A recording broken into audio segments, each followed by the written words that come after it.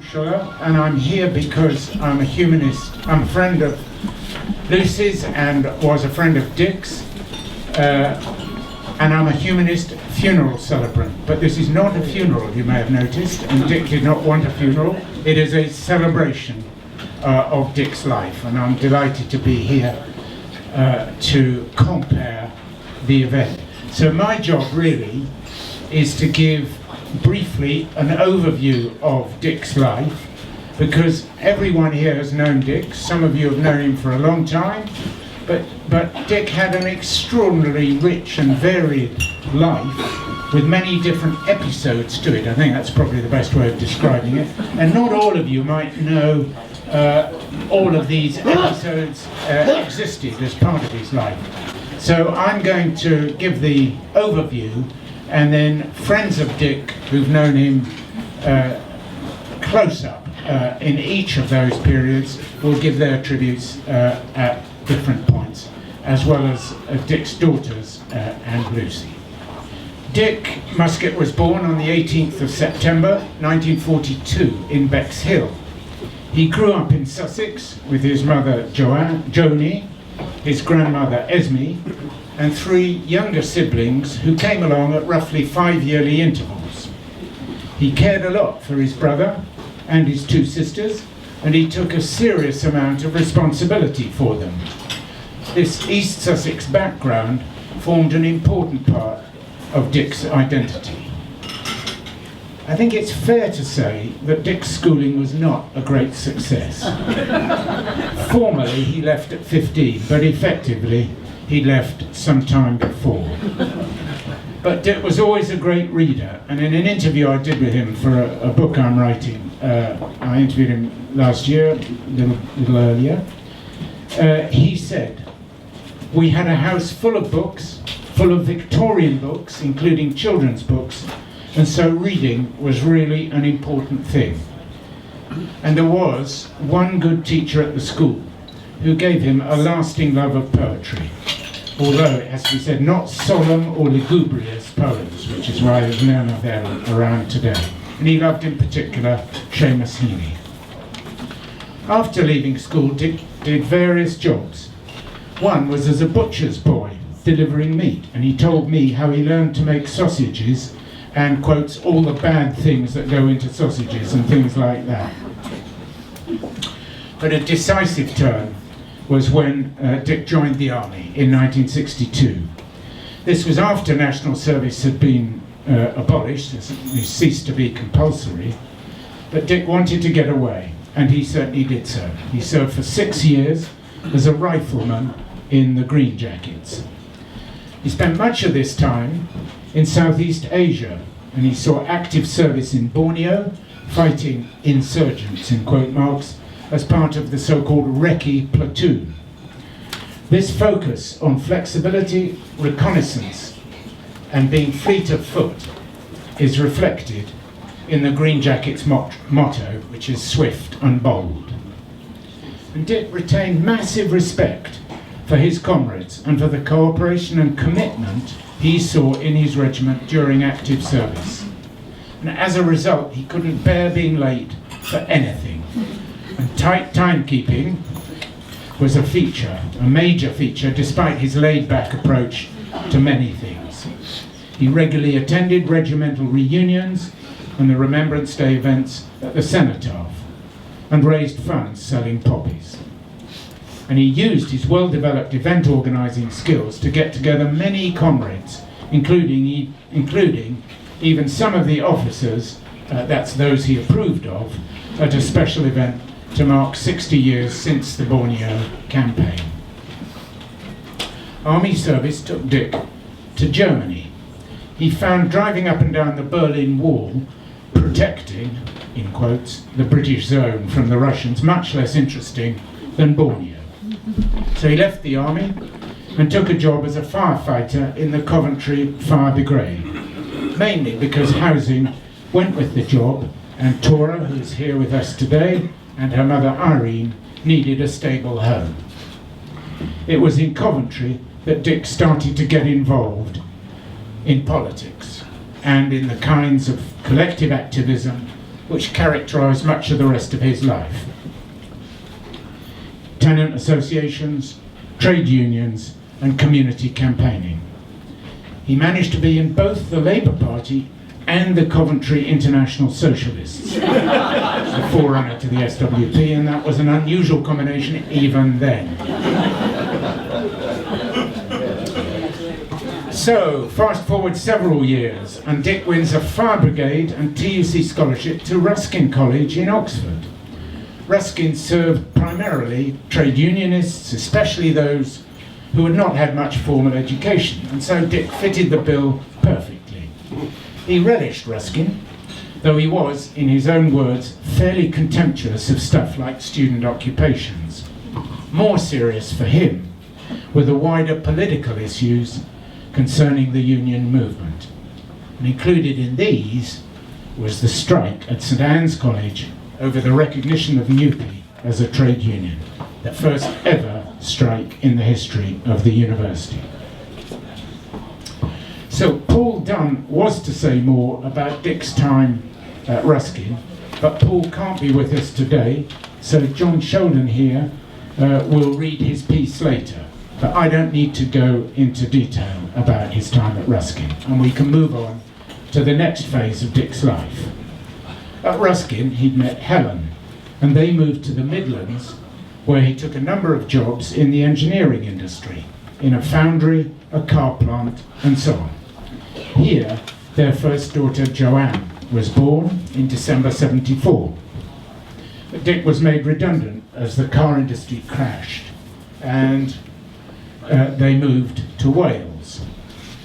They lived in an old farmhouse on the edge of the Brecon Beacons, with Dick travelling to work in a community job in Merthyr Tydfil. And here Jenny, his youngest daughter, was born in 1976. South Wales and walking in the mountains always remained an important part of Dick's life. Over the years he had many holidays with friends in the Brecon Beacons. And I've got the Welsh for Brecon Beacons here, but I'm not sure I dare pronounce it. Anyway, sustaining a family life in rural, I'm skipping that, in rural Wales proved difficult. I'm half Scots, so the Gaelic doesn't help me here. They moved to the city that was to be the main focus of Dick's future life, London. Wandsworth Borough had just elected a Labour council, and Dick became a community worker for them. Now, much of this South London period will be covered by Anne Burbage and Judith Watt. Suffice to say that a change of political master in Wandsworth in 1978 meant the abolition of the community development team and another redundancy for Dick. This triggered a move up to Newcastle to work again in community development. But whilst he loved the countryside and the hills, Dick hankered after the capital city. So by 1981, he was back in Wandsworth and playing a leading role in securing one of the first 3 grants from the GLC under Ken Livingstone. This grant was to establish a community and trade union resource centre in Wandsworth, where he led on employment issues as a representative of the Battersea and Wandsworth Trades Council and a founder member of the Workers' Beer Company. You don't need to hear more from me about the Workers' Beer Company, you'll hear plenty later. Dick still had no formal qualifications, but had amassed a huge amount of experience and shown his capacity to get things done. Now, he was also elected twice as a Labour councillor representing Battersea, but Labour was not in control of Wandsworth, and Dick hated being in opposition. He was only interested in getting things done, not in just opposing. And there were other angles to Dick's life also. His daughter Tora came to live with him for a while, whilst she did her O-levels at Wandsworth Technical College. Labour won control of the GLC, and under Ken Livingstone embarked on a high-profile political pathway. I'm sure many of you remember that. Dick joined the newly created Industry and Employment Unit led by Councillor Michael Ward, whom Dick had known in Wandsworth. The IEU was a pioneering outfit developing an industrial strategy for London, fostering innovative approaches to investment and to better and more equal employment across the capital. And by mid-1980s, Dick and Lucy were partners. They joined up in ideologically appropriate style through campaigning together against cuts and privatisation. And they carried on the political as well as personal partnership, including setting up the London Health Emergency together. 1986, and the GLC was famously abolished, and Dick goes to work for Camden Council. His title there was Head of Policy. Not bad for a guy still with not a single formal qualification to his name. Wouldn't happen these days, I guess. His initial boss there was a certain John McDonnell, and he worked closely with 3 chief executives. Dick's experience and his personal style made a valuable complement to the rather more formal style of some of his slightly more straight-laced fellow officers. Jane Foote will talk about a bit more about this period. In 1994, Dick took early retirement and moved to join Lucy in Bristol, where she had a very senior position in local government, eventually becoming chief exec there. And Nigel Costley will say more about this. I'll just say that Dick carried on using his organising talents, especially in festival organisation. Most notably, this included transforming the Tolpuddle Martyrs Rally from a fading Sunday afternoon event into a hugely popular weekend festival of music, political debate, speeches and entertainment. I said that I was going to be the first to make the joke about Dick having really should have been here to do the animation of all of this event. Anyway, so that's my joke, and others will make it better about how Dick could have been here to run this event. Anyway, in Bristol, Dick finally had time to gain a qualification, and he did this in some style, an MSc in Public Policy, no less, from Bristol University, awarded in 2001. And Lucy tells me that several of her staff members were fellow students of his, of course several decades younger. Now I can't help feeling that this must have led to some quite interesting classroom discussion as the finer political points of applied public policy were analysed and debated. New millennium, new phase. Dick and Lucy moved back to London in 2000. She got a job in the Treasury. Dick went in a rather different direction, running the Bread and Roses pub in South London. He also worked in the Fitzrovia neighbourhood in central London, a law centre in Haringey, worked for Haringey Council, at the Tottenham neighbourhood manager, where his office was just by the Spurs ground, and at the Young Federation. So you can see that he found it hard to give up his varied bundle of political and community activities. He even had a very brief stint as an advisor to the Secretary of State, Hazel Blears, but quickly quit. Civil service was just somehow not for him. Satnam Gill, who had known Dick since Camden days when he was chair of Camden's Policy and Resources Committee, will tell us more about Dick's life on his return to London, this time North London. But whilst Dick formally retired from paid work, his activism, energy and wide interests remained. He volunteered for South Eastern Regional TUC, managed a vacant shop selling second-hand books to prevent them from going to landfill, was active with the Camden Green Gym, improving the wilder parts of local parks and open spaces, worked with the Canal and River Trust on the Grand Union Canal, overseeing the Islington Locks, or clearing rubbish from the canal. He remained active in the local Labour Party, in the retired members branch of his Union Unite, and was secretary, gardener and fundraiser for the local Hilldrop Community Centre, where he and Lucy hosted many parties.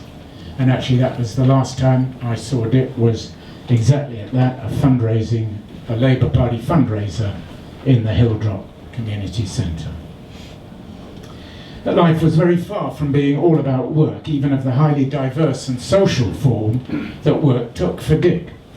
He had his gangs from the different parts of his life. He was an enthusiastic and innovative cook, and he loved hosting dinners, parties and events, walking with friends.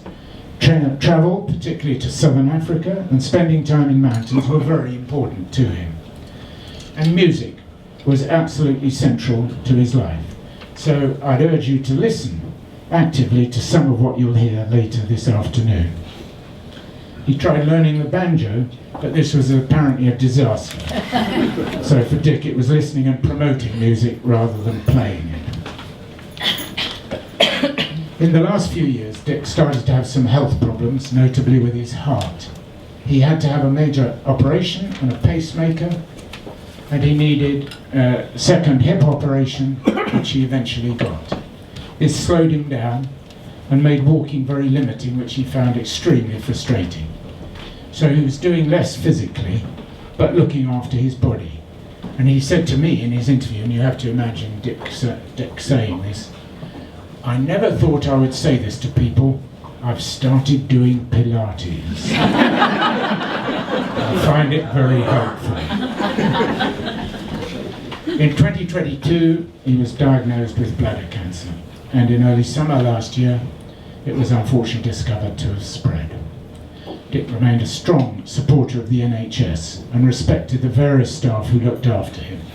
They were often frustrated by the bureaucracy, the waiting and the poor communications. As he always had, he talked to everyone and made strong connections with many of the individuals involved in his care. Dick went into University College Hospital just before Christmas, and he died there peacefully on the day after Boxing Day. I said at the beginning that Dick was always a reader and had very wide cultural interests.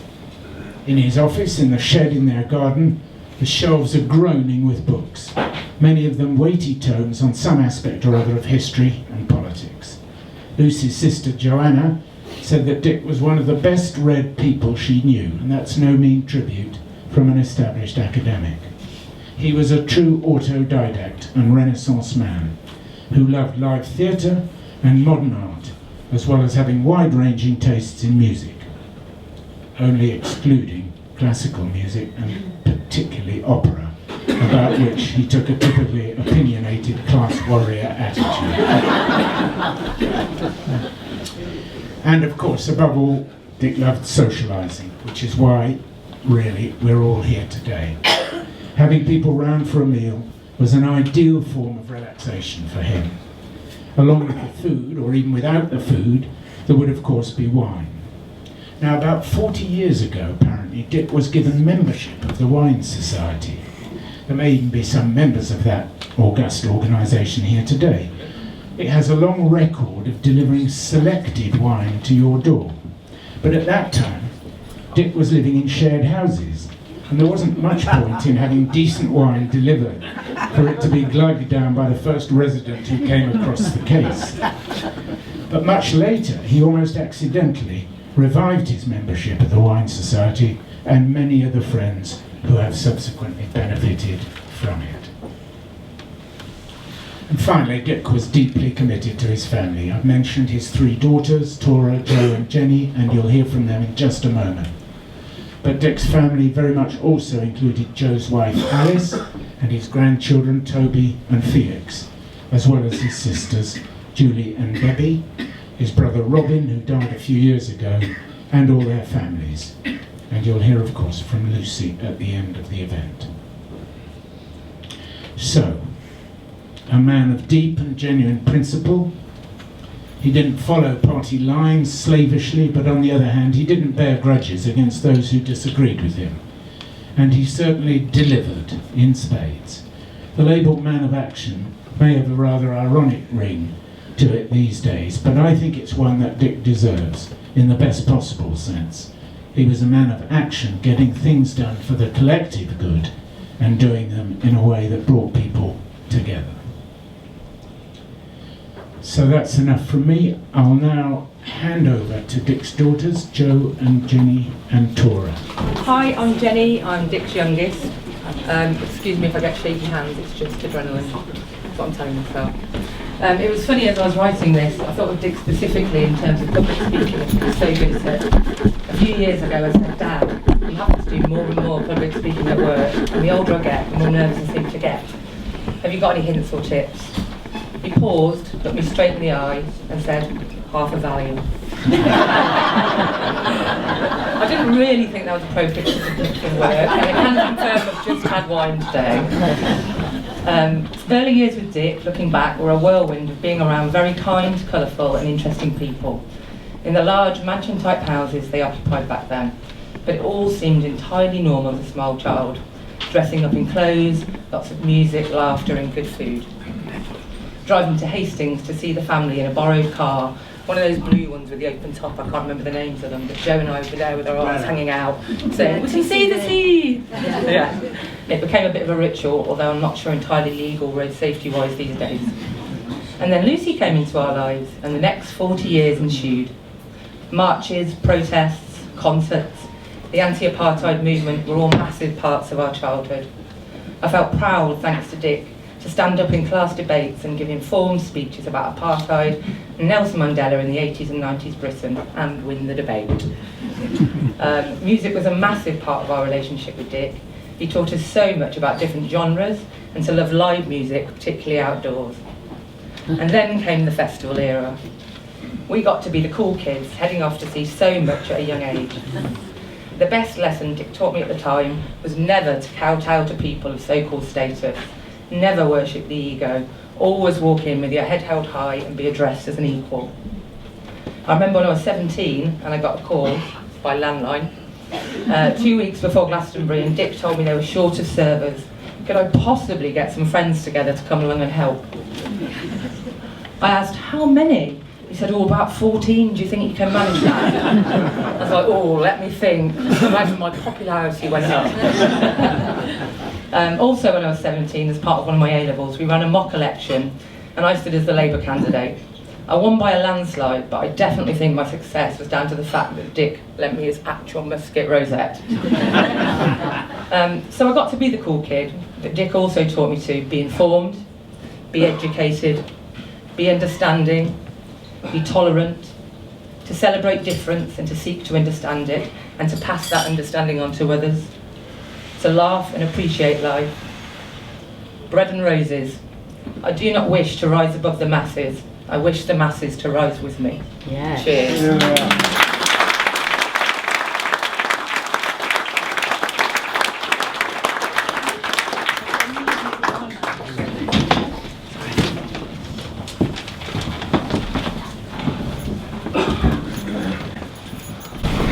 My earliest memory is being carried on Dad's shoulders, of me laughing and him laughing too, of the texture of his army jumper, very itchy, and of feeling safe. Dick valued education not just as a system, but as a lifelong pursuit, always seeking knowledge, ideas, and debates. That's something that he encouraged in us, his daughters. He was a man who lived life fully, thought deeply, and never did anything by halves. So I feel that the best way to honour him is to raise a glass of real ale, put on some of the music that he loved, so we'll join you later to do just that. Okay, hello. I'm going to try not to read from it too much, but you know.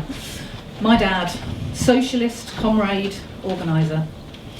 It's impossible to sum up in a few minutes what it was like to have Dick as your father.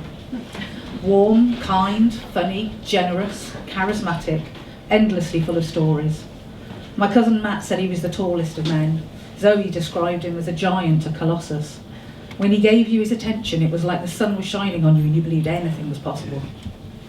Growing up in 80s Britain was not easy for many. Well, we were lucky though. We got to visit our dad and Lucy in London and have adventures, visit art galleries and museums, and experience food from around the world. I'll never forget being introduced to hummus and taram salata. So exotic, you know. If we'd have told the kids at school, they would just not have believed us. So, all of us will have special connections with Dick in our own way. But for me personally, it was through cooking and talking about food and exchanging recipes.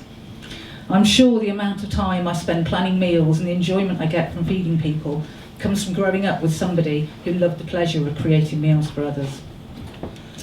I had the privilege in my teens and 20s to work the festival circuit every year with the Workers' Beer Company. I got to see a different side of Dick there, to learn about him as a leader as well as my father. He might have opened up the opportunity for that work, but he was very clear anything I achieved had to be on my own merit. I'll be forever grateful for that, even if when I was 16 I was horribly embarrassed by how cool everybody thought my dad was. I mean, it was mortifying. Honestly, I'd walk into beer tents and he'd say, "Oh, you're Dick's daughter." One of the things that Jenny and I have talked about is that neither of us remember Dick telling us off. We were encouraged to challenge, to learn and to listen. And that's completely different to agreeing about everything, of course, which is very much a Muskett mindset, as I'm sure you all know. No matter how many times we discussed it, we never could agree about internet on phones, social media, or the economic importance of Taylor Swift. Very, very important. One thing I knew I did not have to worry about was telling him I was in a relationship with Alice, who's now my wife. I asked Jen what she thought he'd say, and she laughed and said he'll just hang the banners out. In reality, it was much less dramatic. He just shrugged and said, "Oh well, you know, you had girlfriends when you were a teenager, didn't you?" They welcomed her with love and acceptance, because that's the sort of family we are. Yeah. Dick was an amazing grandfather to Toby and Felix, and would spend hours singing stories of his youth and misadventures. And visits to see their grandparents always involved trips to museums and art galleries and experiencing amazing food, just like we did. He inspired a love of history, art and politics in them, and was so proud of their achievements. The one's over there. I owe him my curious mind, my sense of adventure and my calmness under pressure. Probably my temper too. He taught me to question everything, to lead from the front and to stand up for what you believe in. Hearing the impact he's had on so many lives over so many years is humbling. But after all of that, he's just still my prickly cheeked kiss. Always got polos. Incredible cooking dad. Thank you very much.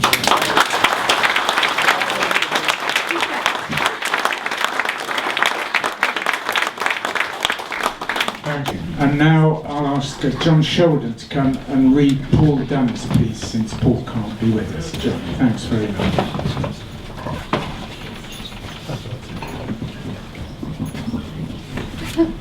Well, I've got in front of me the speech that Paul ran, but he can't come today. His wife's very, very ill.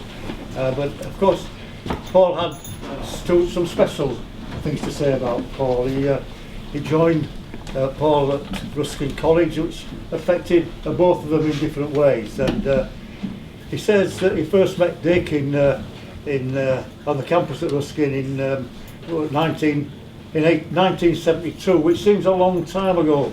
But at that time, of course, the time of some social change going on, and it was changed for the better. And we've just got to say to ourselves, can we change back to what it was like in 1968 or 1972? Hello, I'm Anthony Burbage. I've known Dick a long time. Who is this fella? I said to myself when I first met him. Who is he? And it was in a meeting in a housing co-op, and we ended up sharing a place together, sharing a house. And I know that Julie's going to talk about this housing co-op and Dick's work in housing at the time, but I thought, who is this fella? And I made some inquiries, and the first one I heard was that he and Brian Barnes, I don't know if any of you remember Brian Barnes, the Tory council in Wandsworth had some kind of junket on a boat, and they were taking all these developers and chatting them up. And Brian and Dick got a little inflatable boat, a placard and a megaphone, and they went, and for the evening they harassed them from the river, on the river, except of course that, you know, they only had a little pair of oars and the tide turned and they ended up in Woolwich. That was one story. And then the second one was about this fella, Dick Muskett, was that in the middle of the night he and Ernest Rodker had gone to the Ernest? Yeah? They had gone to the house of the chair of housing, and they bricked up his front door. So this was Dick and I. we became very, very good friends, and we had good times, and there was lots of parties and so on. I was away for a bit. When I came back, I was away working, and when I came back, I got a call from Dick, and he said, "What are you doing tomorrow?" I said, "Nothing." He said, "Do you want to come and steward a festival?" I said, "Oh yeah." So I went to Clapham Common, and it was a fantastic festival that was put on by the Trades Council, Battersea and Wandsworth Trades Council. So I got involved in that, and I was involved in the Trades Council as well. And Dick programmed all these festivals, so he put on the music, and he loved music, and he loved musicians, and musicians, strangely enough, loved him as well. And he went on programming music through all his life, really. And I know that Nigel will talk about his work down in Tolpuddle. So we got into festivals. And then the GLC wanted to put on a festival, but they wanted to do it on our turf. So we said, no, we'll put it on for you. And we ran a bar and even made some money on the bar. Now, the staff on the bar were from the local unions. I think it was the NUR members. And so we made this money for the Trades Council. So we thought, well, we'll give it, some of it to the NUR for their time. And they said, oh, yes, that's great. So can we do it again? And so this became the fundraising mechanism for the Trades Council, and it was set up as a company called the Workers' Beer Company. Now I believe that Dick coined the title. It was only supposed to be temporary while we thought of a better one.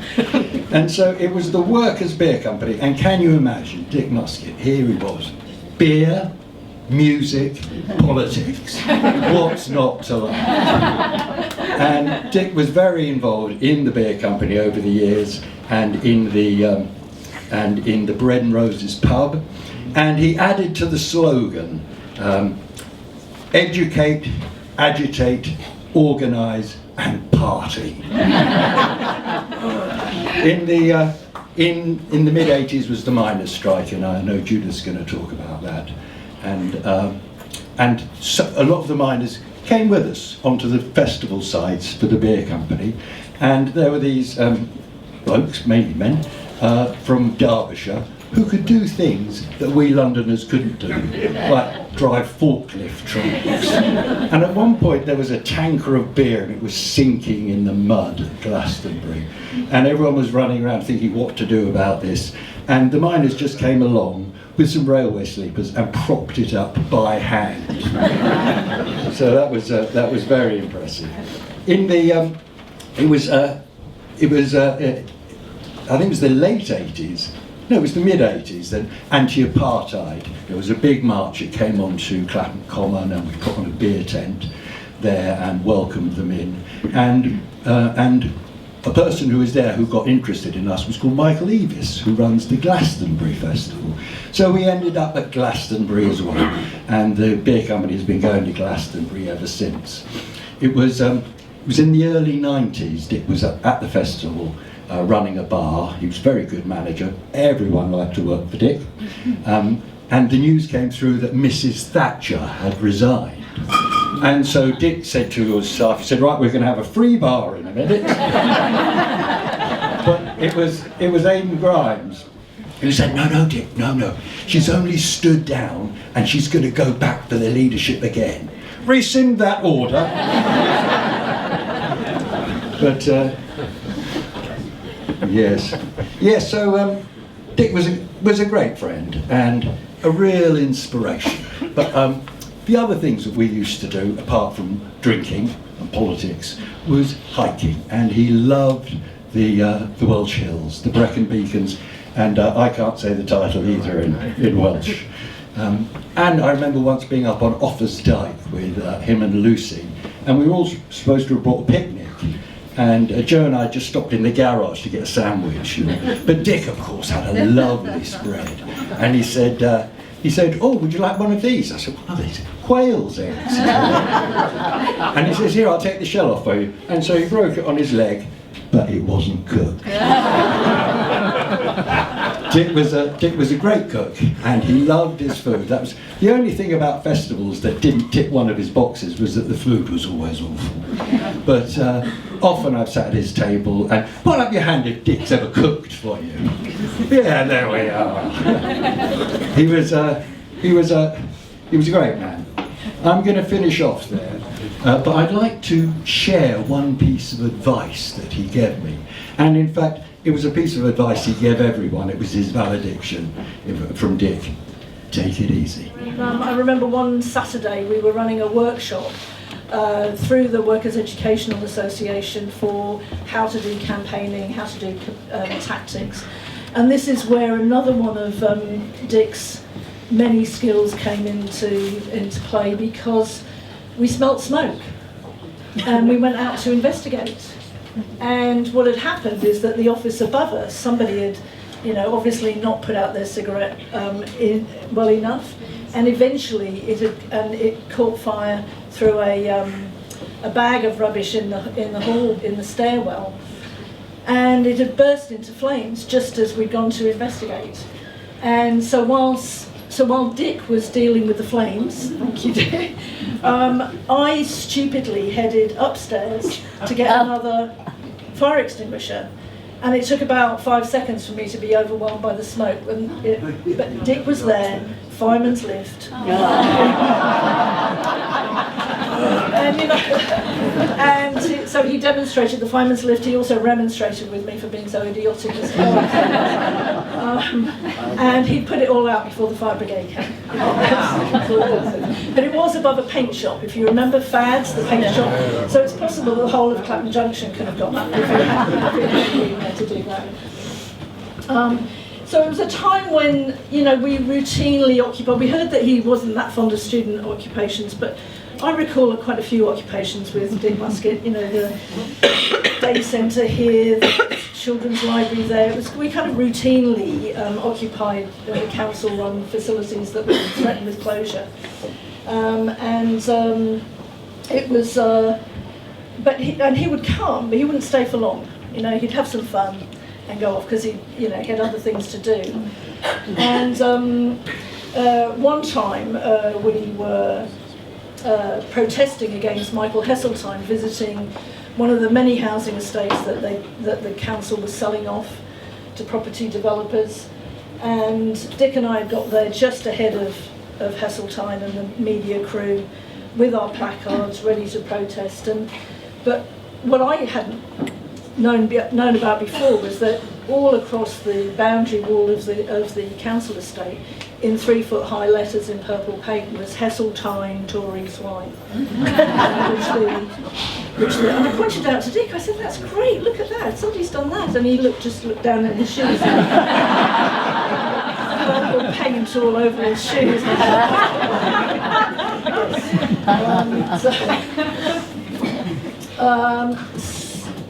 By the time of the miners' strike, and I've got a note from the miners who can't be here today, which I'll read out in a moment. But by that time, in '84, Dick wasn't working in the voluntary sector. He'd gone to work in the GLC, and I always remember him telling me that it was always better to have one or two his quote, steel-hard Bolsheviks working inside the machine than 10 outside throwing stones. So that was very much the man. And as you've heard, the strike came to an end, and the miners the now redundant miners from Whitwell in Derbyshire were absolutely central to the development of the beer company. And we connected with Whitwell rather by accident. They had been directed by the TUC to go and find that resource centre down the road, down in Clapham Junction. They'll help you make badges, leaflets, do the fundraising.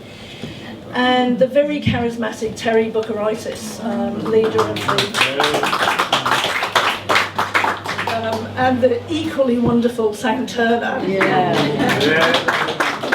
Those two came along to the resource centre, where we indeed did make lots of badges and lots of leaflets, and they stayed in those many shared houses. The housing setup was, like, magically became available as a place where where lots of miners and their families could meet. And as well as the beer company, of course, there was a separate trajectory of miner organised, or events and festivals organised by the miners under the Clause 4 banner. And I'm just going to read out the message that was sent by Neil Bookeritis on behalf of his mum Chris, but a bunch of others have got together, probably at Jacobs, and sent this message. We're sorry we can't be with you all today, but on behalf of the Whitwell miners and Clause 4, we'll be raising a glass to our brother, comrade and friend. We first met Dick in the miners' strike back in '84. He immediately showed us support and solidarity for our cause and helped us through a difficult time, letting us stay at his house and helping us to fundraise to feed and clothe our families. Throughout the years, Dick became a close friend to us, sharing many lifetime memories along the way. We're proud to have had Dick as our friend. Thank you very much. Follow that. This feels like a good old-fashioned trade union meeting, actually, in the crowd, back room of a pub, so it's entirely appropriate. I first met Dick when I was the new regional secretary for the South West TUC, and we were doing some anti-racist work in Bristol. Dick was in exile in Bristol, I think, and looking for things to do. So we organised what was then just a fledgling idea of a Respect in the West festival. And of course, with his expertise, his contacts, it grew. I think we had about 5 or 6 years, 15,000 people in Eastville Park in Bristol. Great events celebrating the diversity of the area and fighting racism. But at the same time, I took on the responsibility for Tolpuddle and this rather sad rally that happened. Was a march in July each year, and it clearly was a fading event, but of great historical importance. Celebrating, commemorating the farm workers who were transported for daring to form a union in rural Dorset.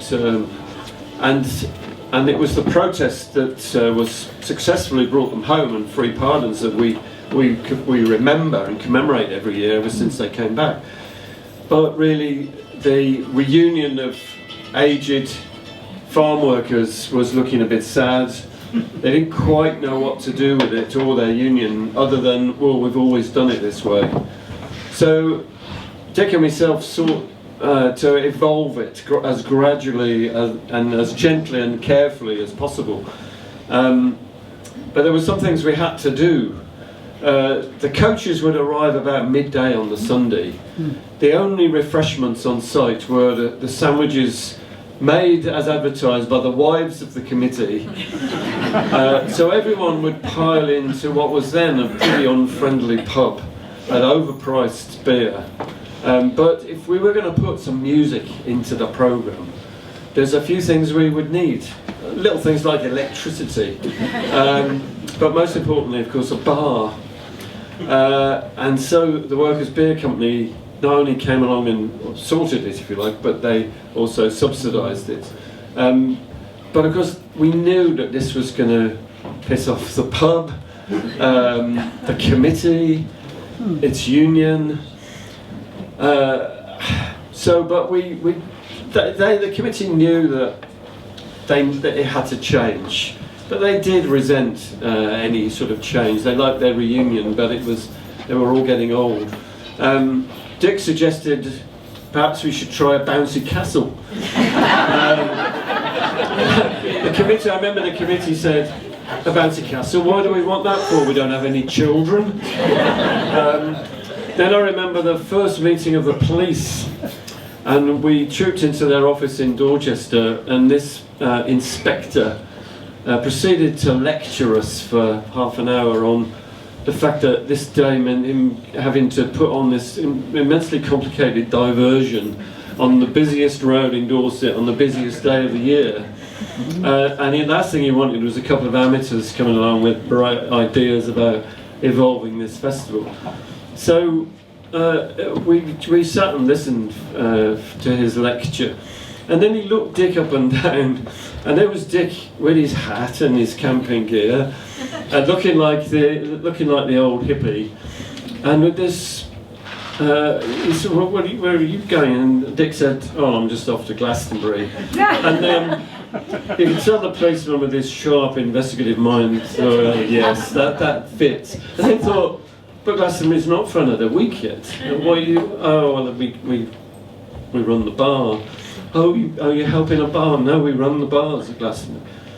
And it's sort of the words in his brain were clocking that, well, it must be quite a big operation. And Dick sort of said, well, we'll probably turn over a couple of million quid over the weekend. And this couple realised that Dick actually did know what he was talking about.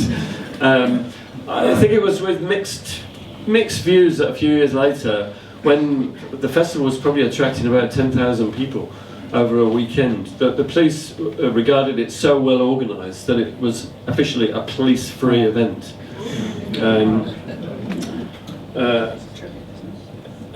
There's lots of stories I could tell, which could go on all afternoon, about Dick and Tolpuddle. The time we chased two horses and a dray carrying people while Billy Bragg was playing down there. Don't know quite what we were going to do when we caught these horses. Or the time when Dick was up a ladder still trying to build the stage as the first band were playing. All the time, Dick always said, no one's getting on my stage without permission. And this drunk heckler decided he was going to try it. And the three of us ended up falling, tumbling down the famous slope. If anyone's been to Tolpuddle will know it well. We saw this guy off, but Dick knew he'd broken his finger in the process. But he just brushed it off and said, "Oh, I'll get a copy of War and Peace and sign in on the A&E on Monday."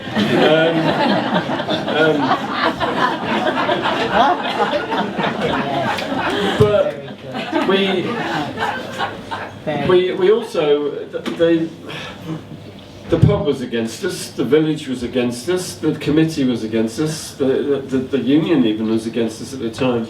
And then we had the landowner. The only landowner really that we knew of in the whole area was hostile. They hated unions. I mean, they and the family that owns the farm that we currently have the festival, their families were the families that employed the Tolpuddle Martyrs.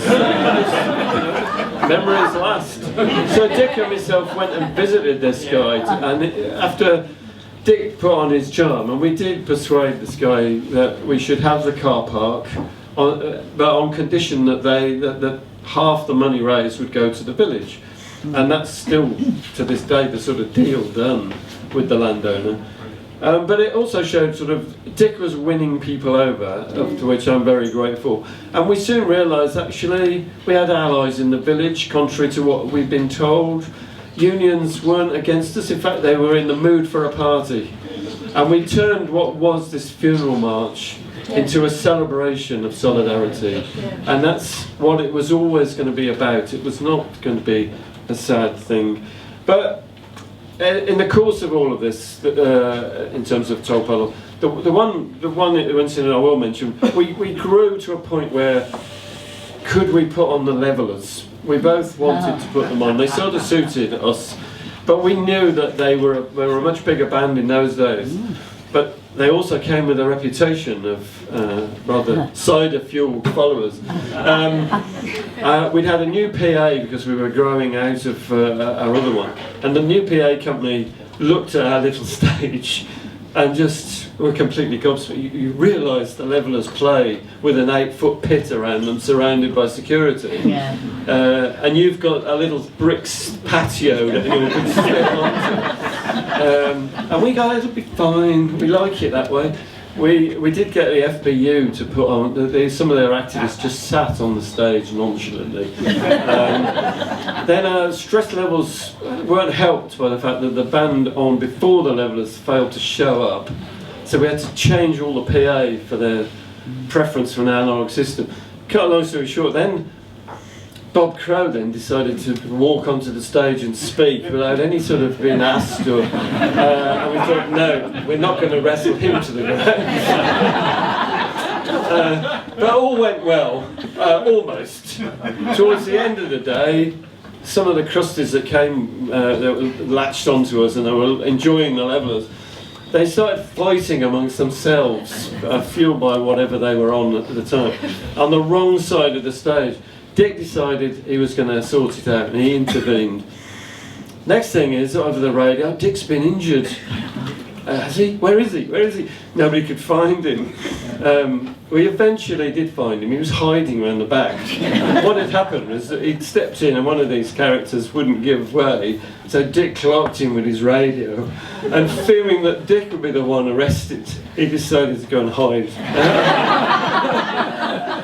I thought if the police had been there, these people were a pain in the arse of the police. They would have been delighted that somebody had taken some action. Anyway, there were lots that we did together as a consequence. Couple of the quick ones I'll mention. The Labour Party then introduced the national minimum wage. Spooked by fears of how many jobs it would cost, they set it pretty low. Unions were disappointed. One place it really mattered was low-paid Cornwall. Yeah. So Dick and myself spent a whole week travelling from town to town. The T&G lent us this old banger of a bus. It had a pudding stirrer as a gear lever and you had to double declutch it. But Dick, with his experience of driving military vehicles, that wasn't going to put him off. So we went from town to town, testing all the passes as we went. It was a good time. You see the deprivation that there was at the time in Cornwall as well. Another of the initiatives was we made contact with the German TUC youth, DGB, and we organised a trip of young people from the southwest over to meet a group of young people in Germany in a grand place that they'd been given as part of compensation after the Second World War. It might have been a grand house, but it was pretty basic, so it was shared rooms. So I did get to learn that Dick could also snore like a trooper. But as a consequence of that, we made loads of exchanges over the years and made great friends. Michael's here somewhere from Germany. Dick exported the idea of the Workers' Beer Company, and Michael took it on and formed the German version of the beer company as well. So these things spread internationally. But Dick was a great mentor and teacher, not just for me about what a backline was or the capacity of festival urinals. He was a great teacher, but more than that, he was a great friend. And with Lucy, we've spent a lot of time together. He took always great care. No matter how many times you come to London, Dick would always tell you exactly where the bus stop was, exactly where to stand on the underground platform so that you got off in the right place. But it reflected his thoughtfulness, his empathy, his care for his friends and comrades. And for that I will certainly miss him, I'm sure we all will. But he also taught me that you've always got to be thinking of your successor. You've got to bring on new talent, fresh ideas all the time.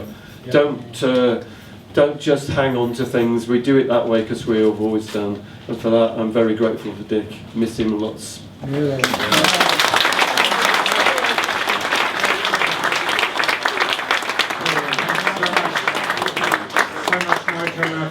We should thank Nigel also for putting together fantastic, not sure what we call it.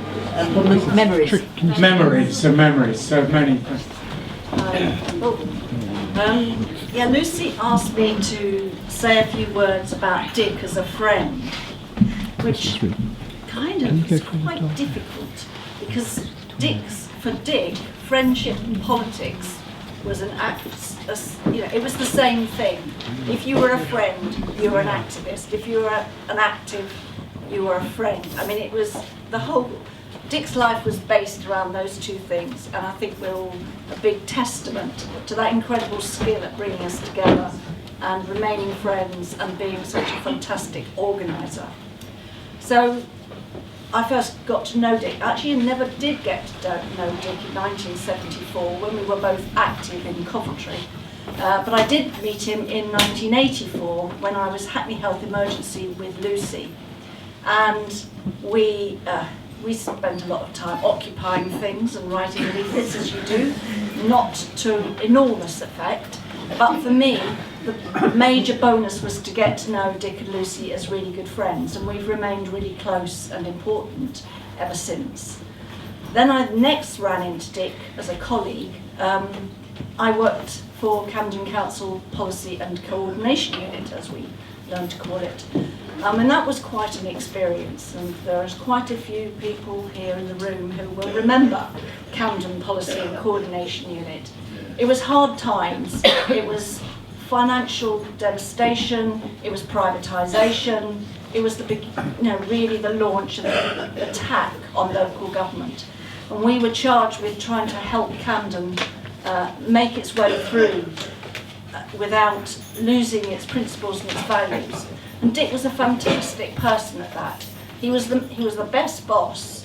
I was very surprised. He was the best boss, but because he absolutely held to the important things. How were we going to make this work? How were we going to do it in a way that was right for everybody? And this required quite a lot of time in the Skinner's Arms next door, with councillors and officers and other passers-by, and it remains a really important, for me, memory, and I think, judging by the people here, and really important too. So, as a friend, it's been said, I mean, so many, it's really interesting, people who are talking about projects talk about all the things that I remember of Dick and enjoyed with Dick and Lucy. He was a great walker. We did lots of walks, including fundraising for Water Aid in the Brecon Beacons, I seem to remember. All sorts of other walking holidays that people have been reminding me of as this day's gone on. We went on a great holiday in Cyprus, if some of you remember. We had a great time, and he was a great friend. He was a fantastic host, he was a fantastic cook. He and Lucy's parties were legendary. So it's really, with great sadness, but with great enjoyment that I stand today and talk about Dick as a friend. And then when I moved to Sussex, back to Dick's home territory, he used to come and discover which of the pubs his mother, or his great-great-grandmother, I suppose, used to run in Lewes. And then we would be in the graveyard looking for gravestones with the right names. So it was nice for me to kind of reconnect that cycle, make the Sussex connection. So before I did this, I checked out with people who used to know, Dick and who I knew were good friends of his. And these are the words that came up, many of which have been spoken by people before me. So the words we all summed up. He was incredibly thoughtful, as many people have said. He was kind, he was generous. He had the most amazing brain and a creative way to make things happen and to resolve the problems. He was extraordinarily well read, as everybody's mentioned. He was interested in everything. His music, passionate about music, enormous energy to make things happen. He was just really a kind of heart and hand person.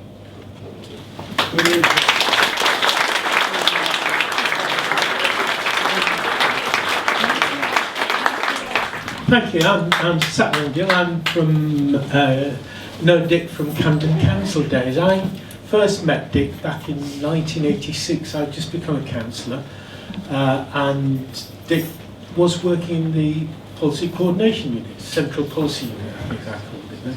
And it was sort of interesting because I'd just joined the council. Dick being a councillor, I think, in Wandsworth, so he was quite experienced in that, and he was quite useful as a guide in how to deal with young councillors, new councillors, which is what I was. And the following year, 1987, I got elected as Chair of Policy and Resources. And this is just the few weeks before the 1987 general election, and Maggie Thatcher came back in, and rate capping came back with massive, massive consequences for local authorities. And it was one of those periods when life for local government became hell, if you really want to know. I don't know if many of you remember it, but it was awful, and we had difficulties. We couldn't manage the fight back without having some really smart people working together. And Dick was one of those really smart people. I can remember those difficult months, setting the budget. We're looking at cuts of 70 million quid over the next couple of years. And Dick was a key mentor to me. He was a key mentor to my budget team, Dennis, and Keith, who's passed away, and Richard, who's here as well. All those people, and Zoe, who were all involved in trying to find a way of surviving these vicious cuts. And he was wise, and he was a key advisor in our really tricky negotiations. Tony was there as leader then. Well, remember those really tricky negotiations we had with GMB, Nalga, and NUPI. And if it hadn't been for Dick's experience in working with unions, those negotiations would have been very, very difficult for us. And there were plenty of times when we want the people who wanted to slash and burn and make sure that the unions were just smashed in the process in Canada. And there were plenty of people who also just wanted to spend and fight and be surcharged and imprisoned if necessary, because that was a way of showing their commitment to fighting the Tories. And it's finding that way through those factions in the council that Dick was brilliant at. And without his guidance, those would have been very, very difficult years for us as a councillors.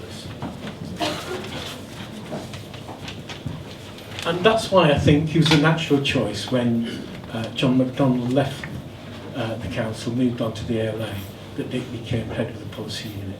And I'm sure that was absolutely the right appointment to make at that stage.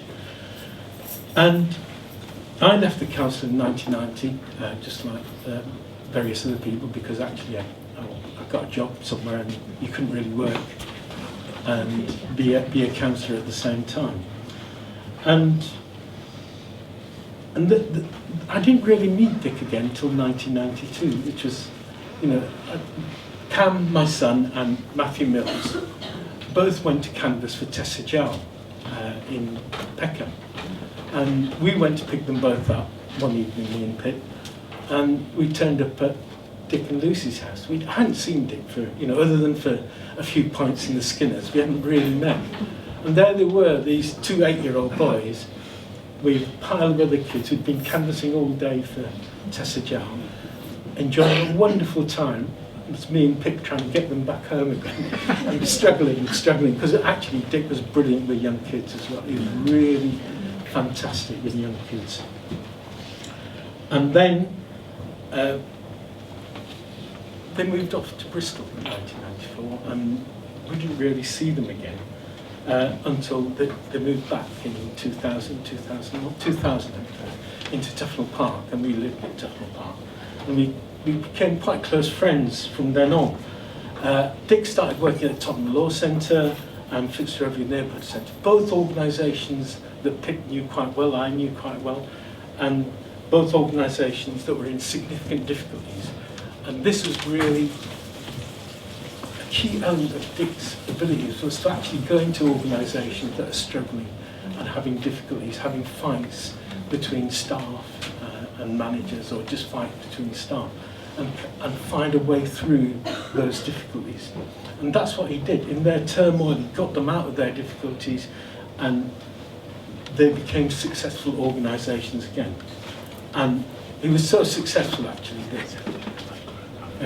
he was so successful that the Young Foundation took him on, and the Secretary of State for Communities also asked him to work as well.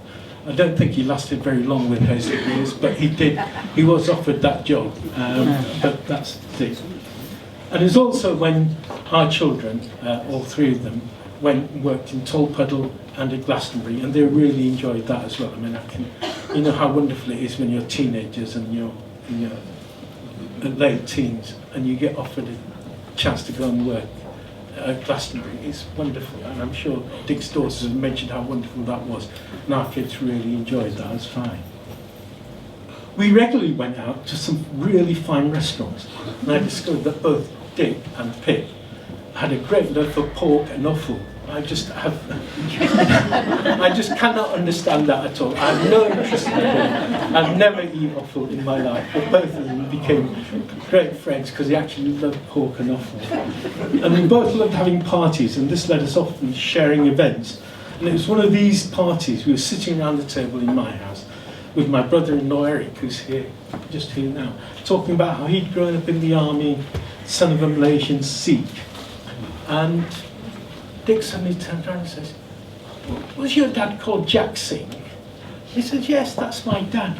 How strange it is that a young man, Sikh young man, son of somebody who'd been in the British Army in Malaysia fighting communists, should meet up with Dick, who'd also been in the same unit, in the Green Jackets, in a table in Tufnell Park, getting drunk.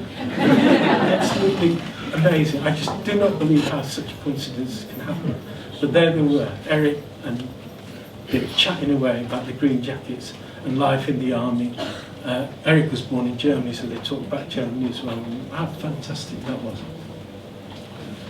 And then following the loss, really, 2010, lost that general election, Dick sort of became more involved in community activities in Tufnell Park, and that's when, I suppose, his long history of community activities, his long history of involvement in local action became very useful.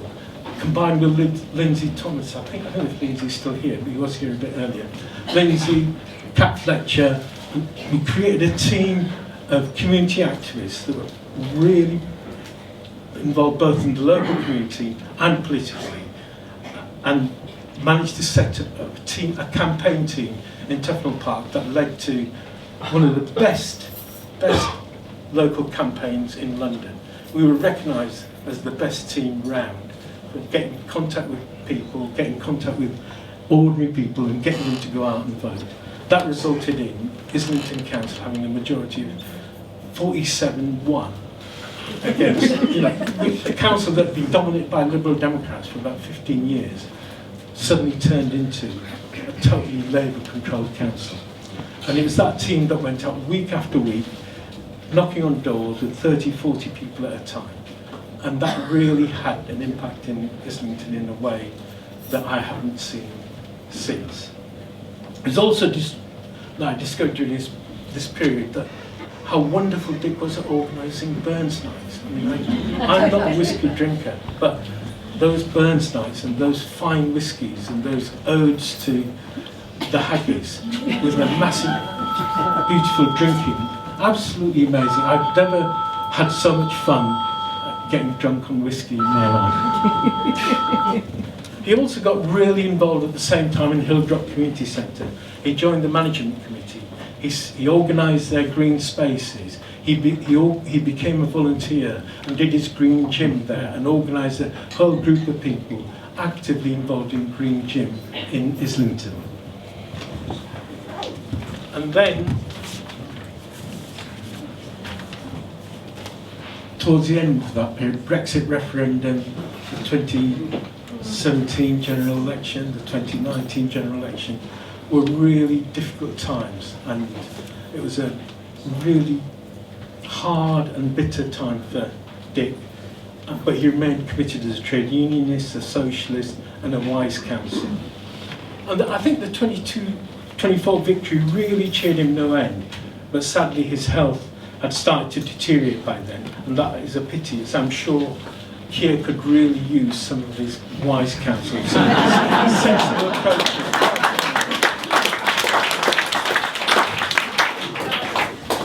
He was a close friend, someone I was very happy to spend hours with a glass of wine, chewing the cud, and already I really miss him massively. I'm really, really sad to see him go. He was a close friend. Thank you.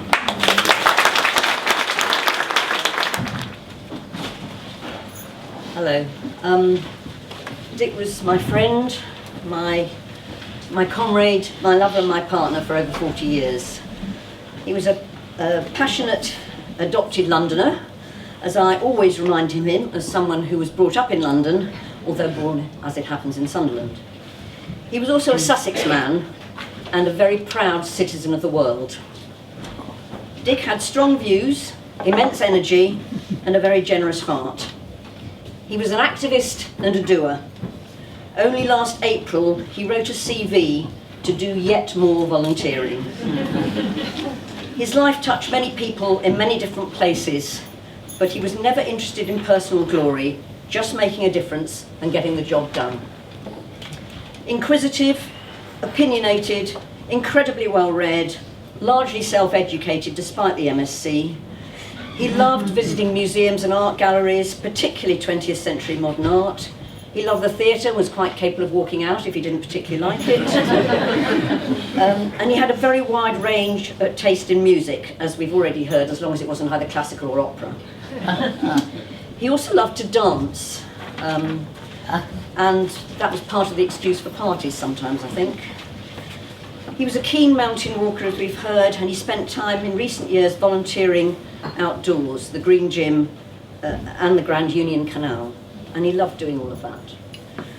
As many of you will know from personal experience, and you've heard a lot, he loved socialising and entertaining. He was a serious cook and liked good food and drink. Above all, he loved a good party, which is why you're here.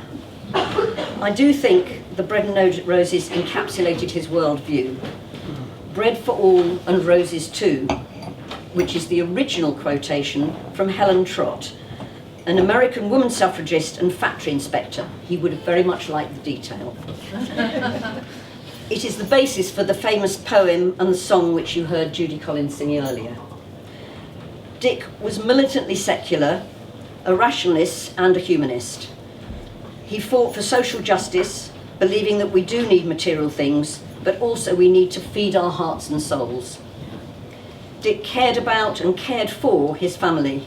He was immensely proud of his daughters, Tora, Jo and Jenny, and of his grandsons, Toby and Felix, all of whom are here. I'm also very glad that Julie and Debbie, his sisters, who may or may not be outside, no, they've come back, are here with their families.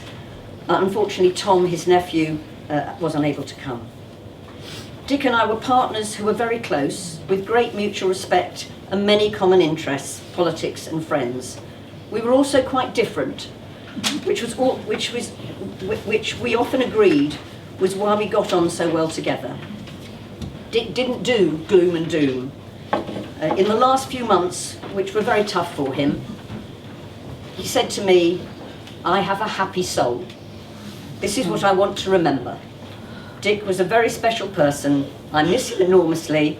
He remains in my heart and in that of the many friends, families and comrades. Thank you for coming and thank you for all the help that you gave.